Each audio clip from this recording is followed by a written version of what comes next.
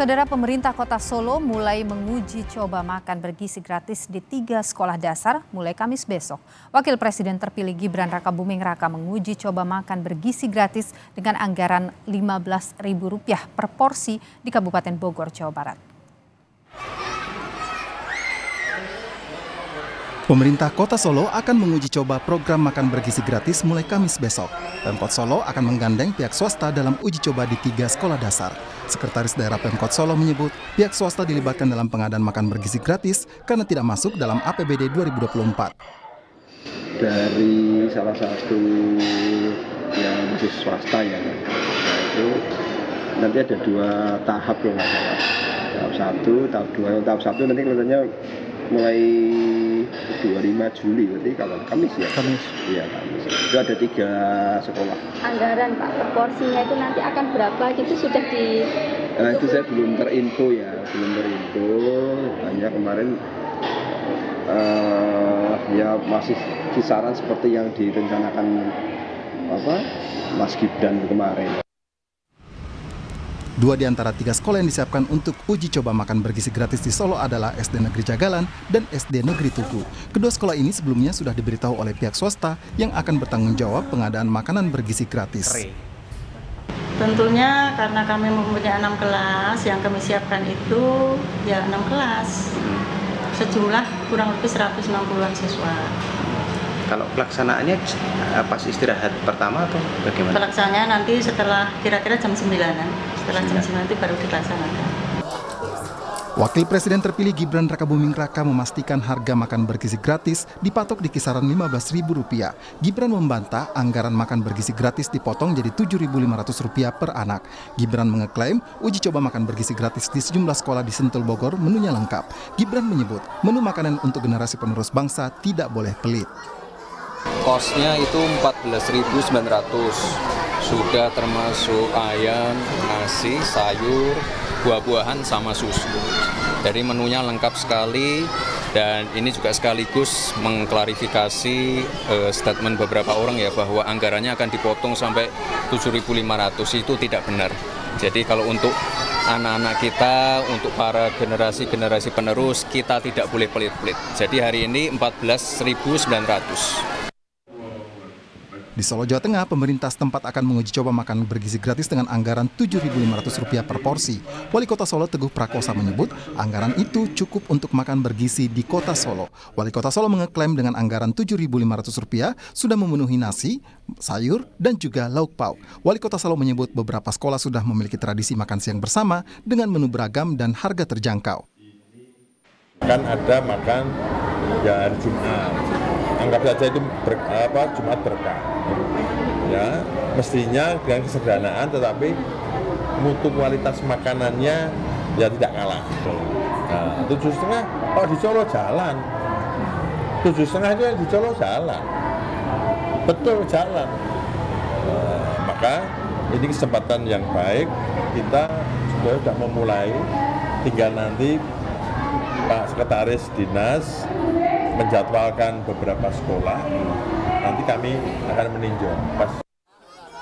Selain persoalan anggaran per porsi, Gibran juga menyebut akan menguji cobakan berbagai skema pengadaan makan bergizi gratis, mulai dari UMKM hingga partisipasi orang tua siswa.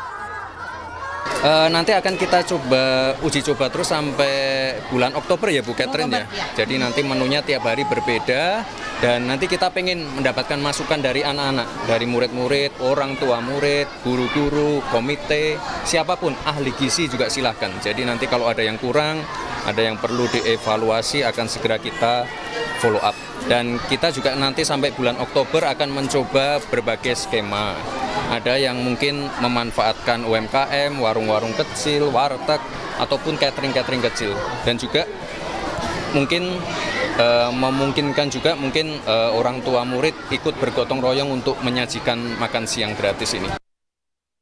Dalam uji coba di SD Negeri 02 dan SD Negeri 03 Sentul Kabupaten Bogor, Jawa Barat, menu makanan bergizi gratis terdiri dari nasi, sayur labu, ayam goreng, pisang, dan susu. Menu ini diklaim seharga Rp14.900 per porsi. Namun, harga menu yang diuji cobakan di wilayah Bogor tentu akan berbeda dengan daerah lainnya. Harga bisa jadi lebih rendah atau bahkan lebih tinggi. Pemerintah telah menganggarkan makan bergizi gratis dalam APBN 2025 sebesar Rp71 triliun dengan harga Rp15.000 per porsi. Wakil Presiden terpilih Gibran Rakabuming Raka mengeklaim dengan anggaran yang terbatas, makan bergizi gratis akan diprioritaskan bagi daerah tertinggal, terdepan dan terluar atau 3T. Tim Liputan, Kompas TV. Bagaimana uji coba makan bergizi gratis ini, pemanfaatannya akankah kemudian tepat sasaran, dan juga bagaimana pendistribusiannya ke depan yang menurut Wapres terpilih Gibran Rakabuming Raka akan diprioritaskan untuk daerah tertinggal, terdepan dan juga terluar atau 3T. Kita bahas malam hari ini saudara bersama dengan Daniel Johan, anggota Komisi 4 DPR RI dari fraksi PKB, juga bergabung Kepala Bidang Advokasi Perhimpunan Pendidikan dan Guru atau P2G Iman Zanatul Hairi. Selamat malam Bapak-Bapak. Selamat malam Mbak, pemirsa Kompas semuanya. Saya ingin ke Bung Daniel dulu ini ya. Bung Daniel, sebelumnya Komisi 4 itu kan sempat melakukan kunjungan kerja ke Swedia ya. Salah satu misinya adalah belajar atau melihat begitu bagaimana program makan siang gratis di sana. Nah, ada juga ikut Kepala Badan Pangan Nasional juga ikut waktu itu. Jadi apa yang didapat oleh Komisi 4 dari kunjungan itu?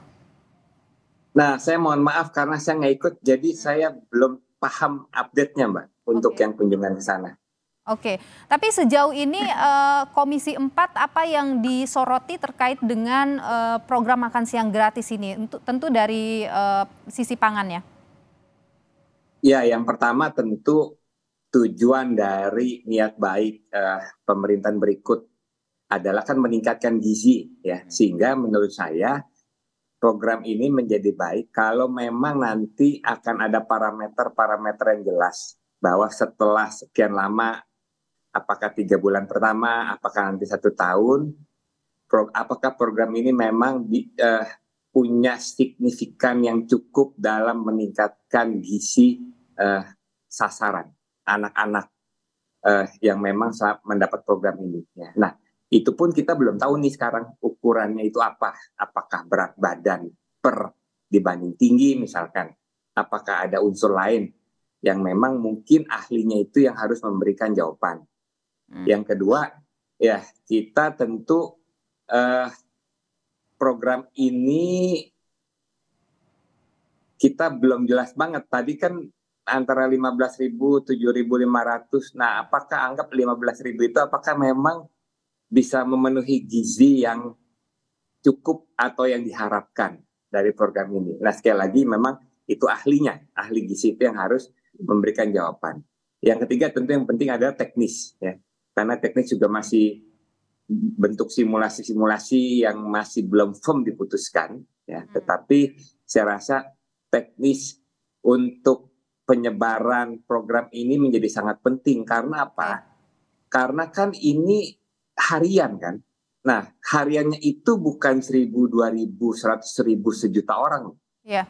Kalau misalkan total dari anak SD, SMP, SMA misalkan, saya juga belum paham siapa aja sasarannya. SD, SMP, SMA aja itu udah 53 juta siswa. Jadi setiap hari pemerintah harus menyiapkan 53 juta. Tetapi kalau misalkan tadi anggarannya 15.000 dengan 71 triliun, maka yang harus disiapkan setiap hari itu sekitar 12 juta siswa. Jadi itu bukan pekerjaan ringan. Oke. Tapi Anda melihat itu sesuatu yang possible untuk dilakukan. Meskipun memang pemerintahan ke depan ini kan mengklaim bahwa ini sesuatu yang akan dilakukan secara bertahap. Ya, bertahap itu kan dimulai dari 71 triliun itu kan. Iya. Nah, itu pun mengcover kalau 15.000 kan sekitar 12 juta siswa ya. 12 juta siswa per hari, bukannya per bulan, per hari. Itu juga saya rasa pekerjaan yang tidak ringan, sehingga memang harus disimulasi dengan matang, harus dirumuskan dengan matang, sehingga pada saat berjalan tuh benar-benar efektif. Dan ada ukurannya nanti bahwa program ini memang benar-benar meningkatkan gizi. Sebenarnya pemerintah dari Orde Baru sudah menjalankan cukup baik ya, meskipun nggak seruat sekarang.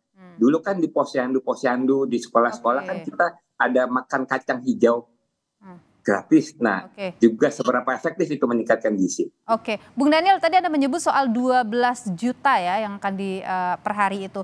Itu 12 juta di tingkat SD, SMP atau SMA? Nah itu yang kita juga belum Oh, Anda juga belum mendapatkan. pasti. Jadi itu kan baru sekedar anggaran toh. Oh, Gitu. oke. Tapi detailnya itu kita belum paham.